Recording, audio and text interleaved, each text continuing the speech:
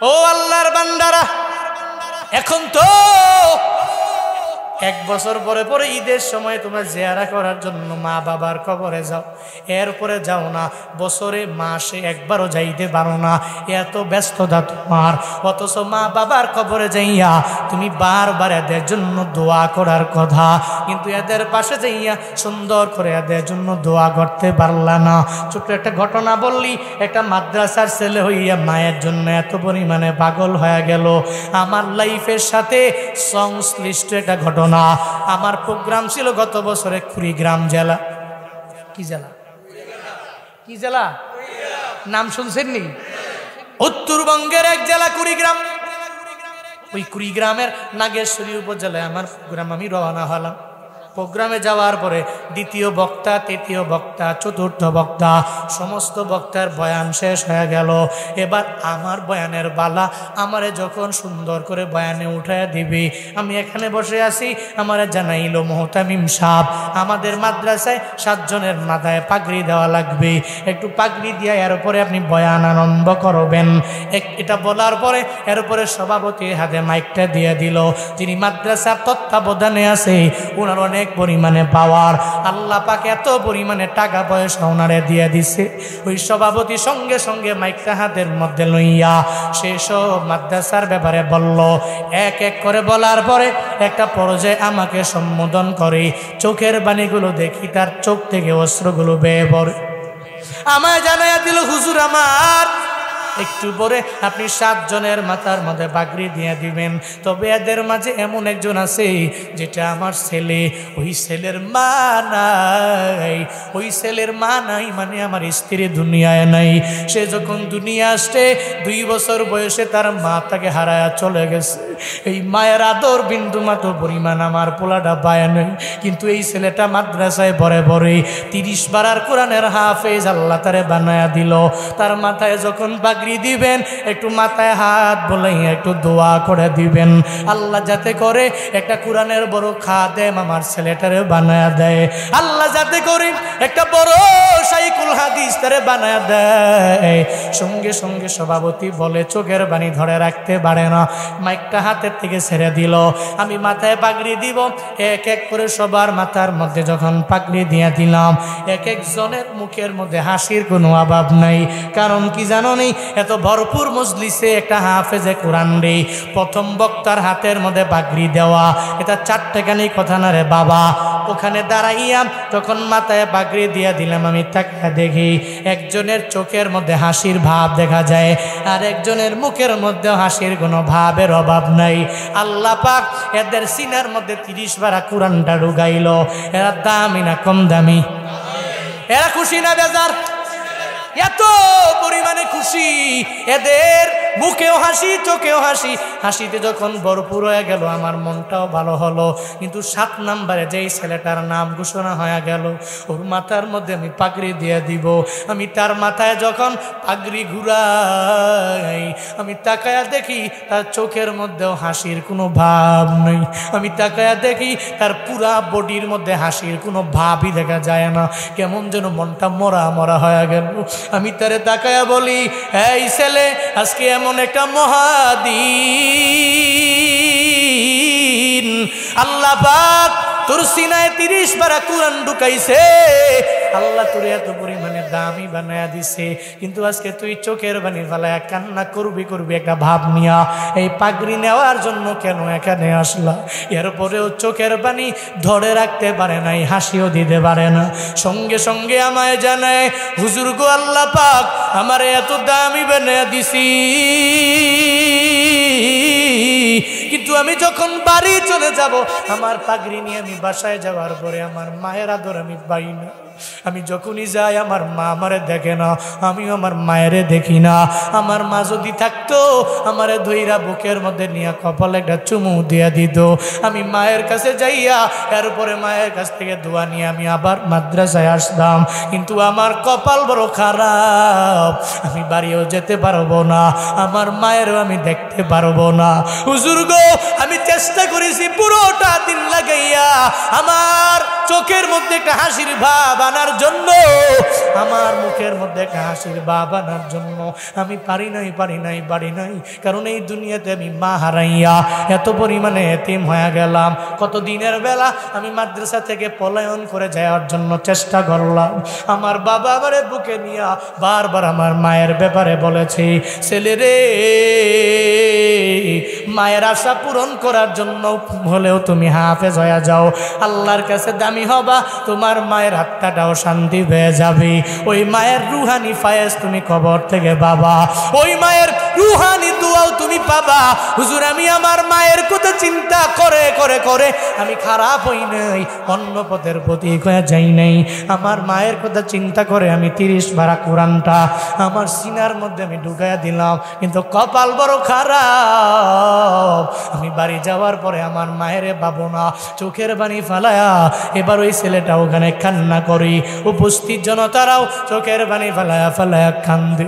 বয়ান শেষ করার পরে আমি যখন বয়ান শেষ করে চলে আসব, আসার সময় আমারে বলে, হুজুর যাবেন না, আমার মায়ের মাকবারা একটু যাওয়া লাগবে, ওই মায়ের কবরে একটু দোয়া করে যাবেন, কারণ আমার মা, আমি হাফেজ হয়েছি, আমার মা আমারে হয়তো দেখবে। আমার মাথার মধ্যে আমি সদ্য পাগড়ি লাগাইয়া দিলাম, আমার মায়ের কবরের পাশে গিয়া দাঁড়াইয়া ওই মায়ের সামনে আমি একটু সূরা পড়ব, এরপরে আপনি একটু দোয়া করে দিবেন।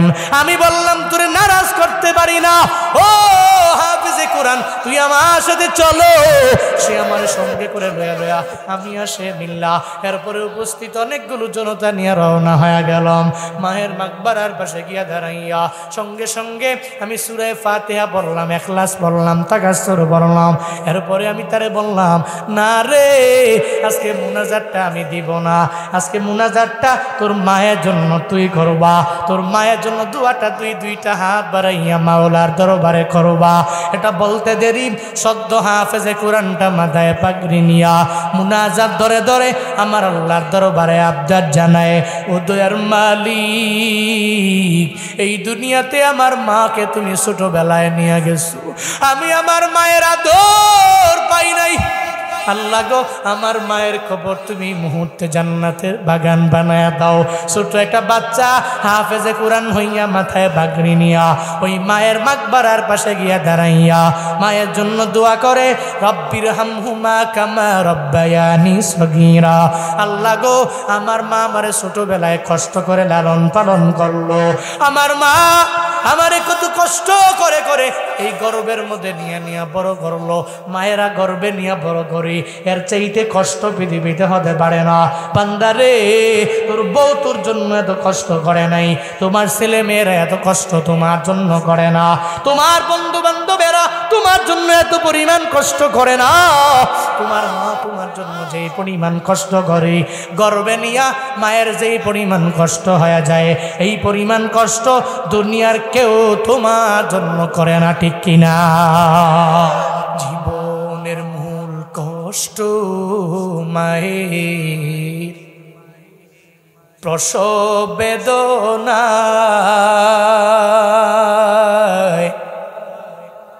7 আসমান 7 জমিন তখন মায়েরই মাথা। জীবনের মূল কষ্ট মায়ের, প্রসব বেদনা, 7 আসমান 7 জমিন তখন মায়েরই মাথা। এমন মা কি কেমনে আজি, এমন মা কি কেমনে আজি যাব আমি ভুলিয়া। ও আমার প্রাণের মা, মা গো মা, কোথায় গেলে মোরে ছাড়িয়া, জনম দুঃখী এতিম আমি, চায় না কেহ ফিরিয়া। জনম দুঃখী ইয়েতিমামি চায় না কে হো ফিরিয়া। আমি যখন ছিলাম আমার মায়েরি উদরে, চলাফেরা করতেন যে মায় কত কষ্ট করে। আমার সুন্দর মুখ দেখে মায়ের, আমার সুন্দর মুখ দেখে মায়ের ব্যথা যায় দেয় হাসায়া। ও আমার প্রাণের মা, মা গো মা, কোথায় গেলে মোরে দুঃখী ইয়েতিমামি চায় না কে হো ফিরিয়া। জনম দুঃখী ইয়েতিমামি চায় না কে হো ফিরিয়া। জনম দুঃখী ইয়েতিমামি চায় না কে হো ফিরিয়া। ওই মা তোমার গর্বে নিয়ে যে পরিমাণ বড় করে দুনিয়ার কেউ এত পরিমাণে কষ্ট করে না। ওই ছোট্ট বাচ্চা সদ্য হাফেজে কোরআন মায়ের জন্য দোয়া করে, আল্লাহ গো মা আমারে গর্বে নিয়ে বড় করছে, দুনিয়াতে মায়ের আদর আমি পাই নাই, মায়ের কবরটাই মুহূর্তে তুমি জান্নাতের বাগান বানায় দাও। একটা ছোট্ট বাচ্চা আবার হাফেজে কোরআন, কোরআন সিনার মধ্যে আছে, ওই ছেলেটা মায়ের জন্য দোয়া করে, আল্লাহ পাক মায়ের কবরটা কেন জান্নাতের বাগান বানাবে না? এই বান্দারা ইন্সপায়ার করার জন্য তোমাদেরকে বললাম, তোমরা তো আজকে এত পরিমাণে বড়, এরপরেও মায়ের কদর বুঝলা না। মাঝে মাঝে মায়ের মাকবারার পাশে গিয়া দাঁড়াইয়া একটু চোখের পানি ফালাইয়া মায়ের জন্য দোয়া করবা। লাইলাতুন নিসফি মিন শাবানে তোমার আমার জন্য কাজ হবে, এক নাম্বার কাজ হবে ওই রাতের বেলা নামাজ পড়বো, নফল নামাজ, দিনের বেলা রোজা রাখবো, এরপরে রাতের বেলা রবের দরবারে যা মনের চাহিদা আছে সব একটা একটা করে আমার মাওলার দরবারে বলবো। 4 নম্বরে আমি ওই রাতের বেলা জিয়ারা করার জন্য আমার মা বাবা আত্মীয় স্বজনের মাকবারার পাশে গিয়া দাঁড়াইয়া যাব। আমার বংশের যে পারিবারিক কবরস্থান, ওই কবরস্থানের পাশে গিয়ে আমি দাঁড়াইয়া রবের দরবারে একটু কায়মন বাক্যে একটু নত হইয়া এদের জন্য একটু দোয়া করে দিব। এটা 4 নাম্বার। ওই যে আম্মা জান আয়েশা বলেন, আমি নবীর কাছে গেলাম রাহমাতুল লিল আলামিন, আম্মা জান আয়েশার সাউন্ডটা যখন পায়া গেলেন সঙ্গে সঙ্গে নবী জানায়া দিলেন, আয়েশারে শুনে নাও, তুমি কি মনে করেছো আল্লাহ এবং রাসূল তোমারে এত পরিমাণে ঠকায়া দিবে, তোমার প্রতি রাজি হবে না? ও আয়েশা, আমি নবী তোমাকে ঠকাবো তুমি মনে করেছো নাকি? তুমি কি মনে করেছো আমি তোমার ঘর থেকে ওইটা অন্য ঘরের মধ্যে চলে যাব? আয়েশারে না না, এটা মনে করার কোনো মানে নাই, এই চিন্তা মনের মধ্যে আনার কোনো প্রয়োজন নাই। আয়েশারে, আমি নবী অবশ্যই তোমার ঘরের মধ্যে যাইতাম, তবে এই রাতের বেলা আমি এদের জন্য একটু দোয়া করে দিলাম। আম্মা জান আয়েশা অনেক দূর থেকে নবীর এই কথাটা শুনতে পেরে জানাইয়া দিলেন, স্বামী আমার, ও রাহমাতুল লিল আলামিন, আপনি অনেক আমার প্রিয়, আপনি আমারে মহাব্বত করেন, আমিও আপনারে মহাব্বত করি, তবে আমার মনের মধ্যে একটা বিষয় ঢুকে গিয়েছিল, নবী আমার ঘরের মধ্যে আসলো, আবার রাতের বেলা কেন নবী জামা পরিধান করে অন্য ঘরে রওনা হয়ে গেল? আমার মনে হয়েছে আপনি অন্য ঘরের জন্য রওনা হয়েছেন, কিন্তু আমার ভুল ভেঙে গেছে, আমার মনের মধ্যে একটা ছিল কাজে এটা হয় নাই, কাজে কর্মে এটা হয় নাই গো নবী। এরপরে নবী জানাইয়া দিলেন, ও আয়েশা, এই রাতটা এত পরিমাণে দামি, আল্লাহ পাক এই রাতের বেলা যেই বান্দা নফল ইবাদত করে চোখের পানি ফেলায় মুনাজাত ধরে, আল্লাহ পাক এত পরিমাণে লোকদেরকে মাফ করে দেয়। এবার লোকদের পরিমাণটা কেমন, কত লোকের আল্লাহ এই রাতে মাফ করবে জানো নি রে বাবা? রহমাতুল্লিল আলামিন জানায়া দেয়, মদিনার মধ্যে বনু কালব নামক একটা গোত্র ছিল। ওই গোত্রের লোকেরা এরা সবাই বকরি পালন করত। প্রত্যেকের ঘরে এক একটা বকরির পাল এদের ছিল। এতগুলা বকরি নবী আমার জানায়া দেয়, ও আয়েশা, ওই শবে বরাতের রাতে মানে লাইলাতুন নিসফি মিন শাবানে আমার আল্লাহ পাক এত পরিমাণ বান্দাদেরকে দুনিয়াতে মাফ করে, এদের আমার আল্লাহ এত পরিমাণে খাঁটি বান্দা বানায় নিবে। এদের সংখ্যাটা কেমন হবে? বলে বনু কালব গোত্রে যতগুলা বকরি আছে, ওই বকরির গায়ের মধ্যে যতগুলা পশম আছে আমার আল্লাহ পাক দিয়া দিছে। এই প্রত্যেকটা পশমের পরিমাণ এত পরিমাণ যেটা গণনা করা সম্ভব না। পৃথিবীর কোনো বিজ্ঞানীরা পারবে না, কারো পক্ষে পসিবল হবে না। এই পুরা গোত্রের যতগুলা বকরি আছে আর এই বকরির গায়ে যতগুলা পশম আছে, এই পশম বরাবর সংখ্যা গণনা করলে যত সংখ্যা হবে, আল্লাহ পাক এর চাইতেও বেশি বান্দারে এই রাতে আল্লাহ মাফ করে দিবে। या इलाही तो मेरा गफ्फार है, या इलाही तो मेरा सत्तार है, या इलाही तो मेरा माबूद है, या इलाही तो मेरा माशूक है, या इलाही मुझसे मुझको दूर कर ताके देखो मुझ में तुझको एक नजर। দুনিয়ার মানুষের রিজিকের ব্যবস্থা আল্লাহ করেন, দুনিয়ার কেউ করে না। একটা ধনী রিজিকের ব্যবস্থা আমার যেই মাওলা করেন, একটা গরিবের রিজিকের ব্যবস্থা আমার আল্লাহ করেন, একটা এমপি মন্ত্রী রিজিকের ব্যবস্থা আমার মাওলা যে করেন, একটা রিক্সা চালকের রিজিকের ব্যবস্থা আল্লাহ করেন। আল্লাহ কয় কাউরে বেশি দিলাম কাউরে কম দিলাম, তবে আমি কাউরে রিজিকের তাড়নায় ফেলায়া মারি না। ফজরের পরে খাবার লাগবে আমি আল্লাহ দিয়ে দিলাম, জোহরের পরে লাগবে দিলাম, আসরের পরে লাগবে দিলাম, রাতে লাগবে দিয়ে দিলাম। মদিনাওয়ালা নবী কয় তোরা রিজিকের তাড়নায় চিন্তা করবি না।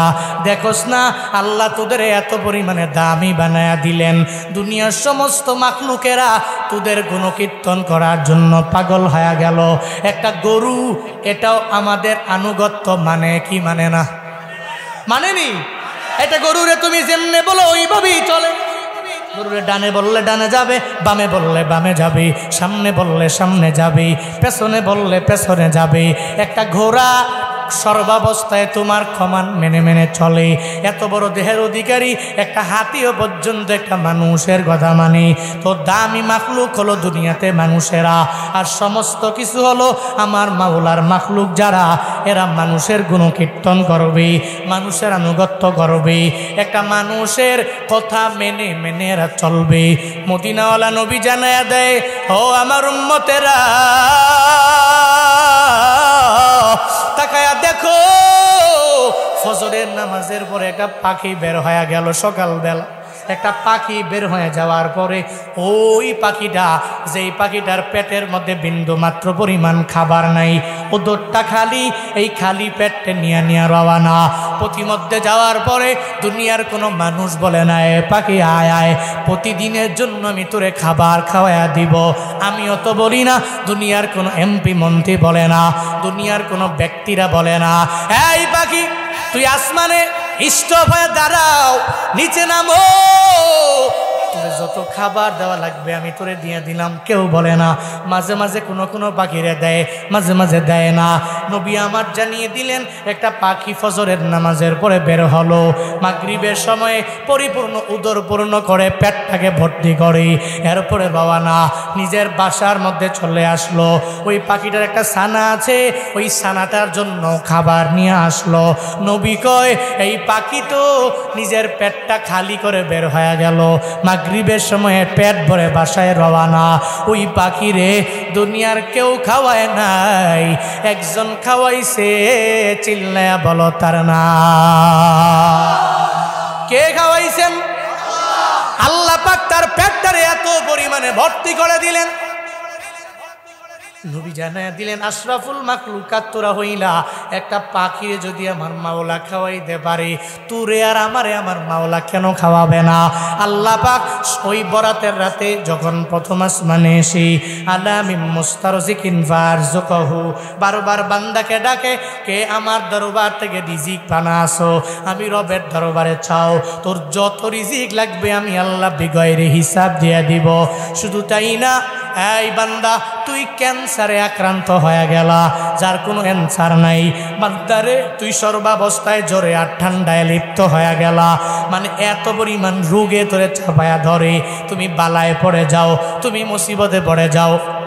এদিকে দেখেন, ওদিকে তাকাইলে আমি বয়ান করবো কই? আল্লাহ পাক বলেন, ও আমার বান্দা, আলামিন মুবতালা ফাওয়াফিয়াহু ফি রাহমাতুল লিল আলামিন বলেন, আল্লাহ এবার বলে, বান্দারে তোর বড় বড় রোগ হয়ে গেল, একটা এত বড় রোগ আক্রান্ত তুই হয়ে গেলা, ওই রোগের ব্যাপারে তোর মায়েরে তুই শরমে বলতে পারো না, লজ্জায় বলতে পারো না, এমন এক রোগ তোর হয়ে গেল, তোমার বাবারেও তুমি বলতে পারো না, এমন একটা অসুস্থতার মধ্যে তুমি পড়ে গেলা, পরিবারের কেউ জানে না, এমন একটা রোগ তোমার হয়ে গেল।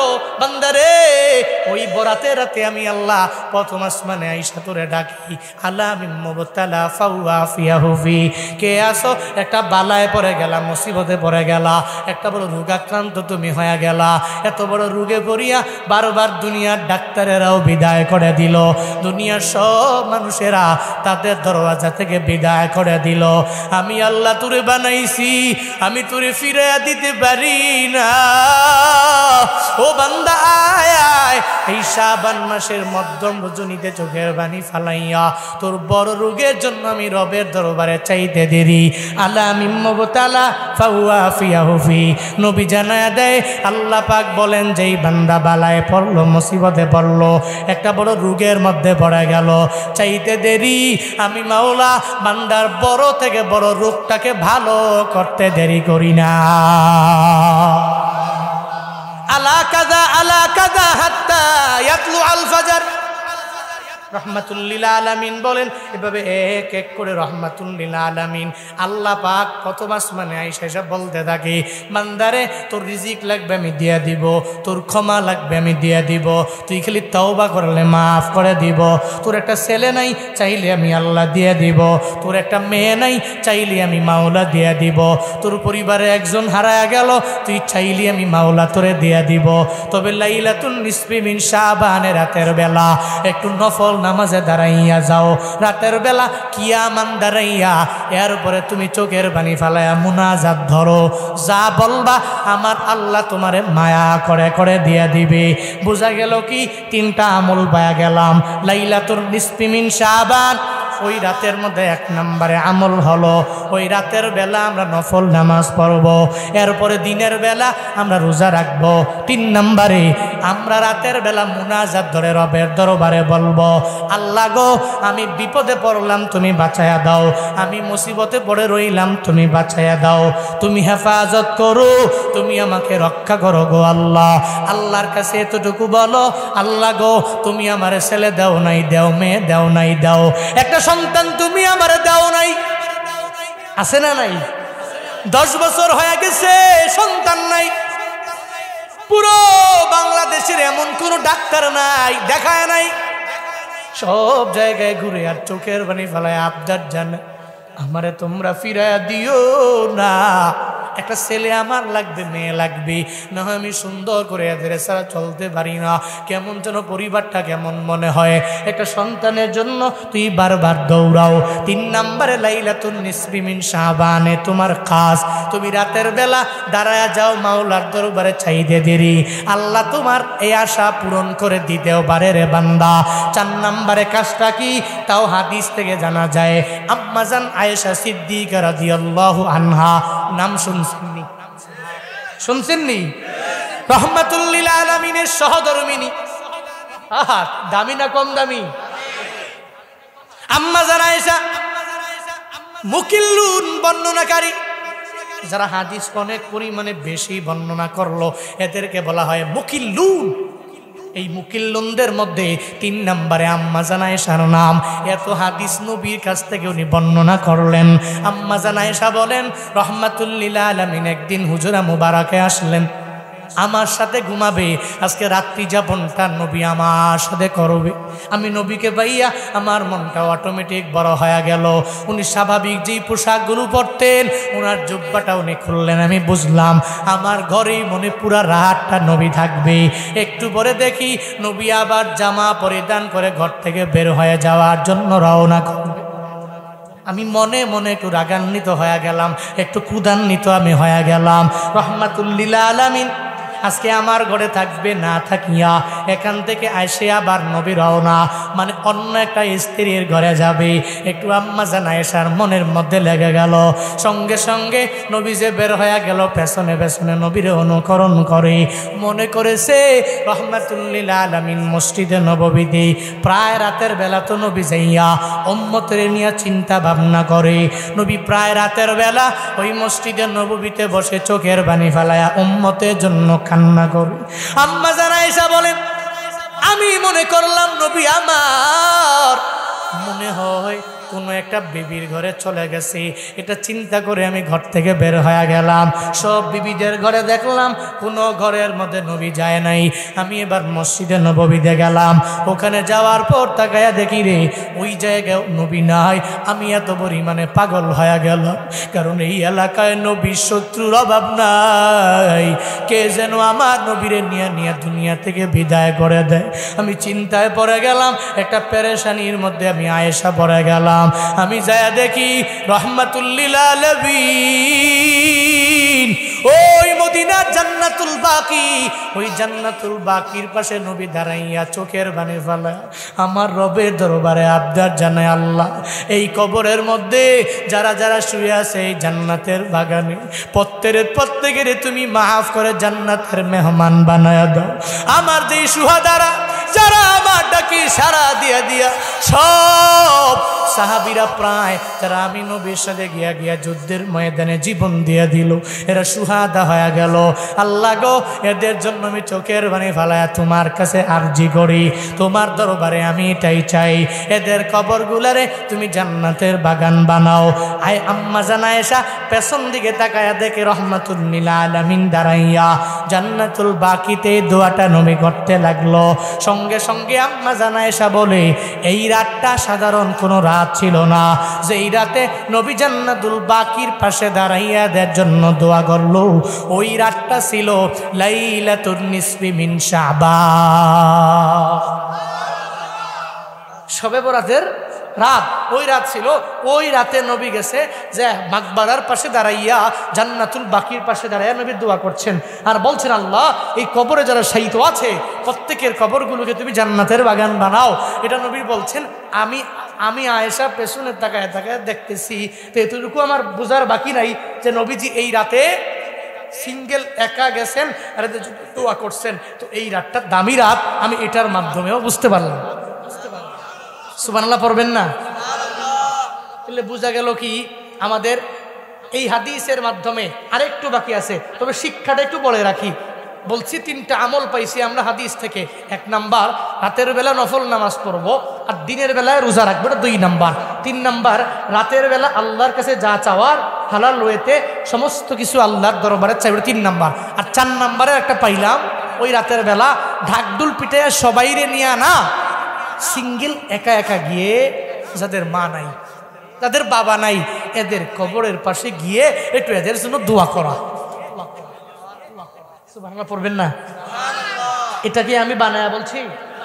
নবীজির হাদিস থেকে বলছি। আম্মা জান আয়েশা বলেন আমি নিজের চোখে দেখেছি রহমাতুল লিল আলামিন লাইলাতুন নিসফি মিন শাবানে জান্নাতুল বাকিতে গিয়ে জিয়ারা করেছেন।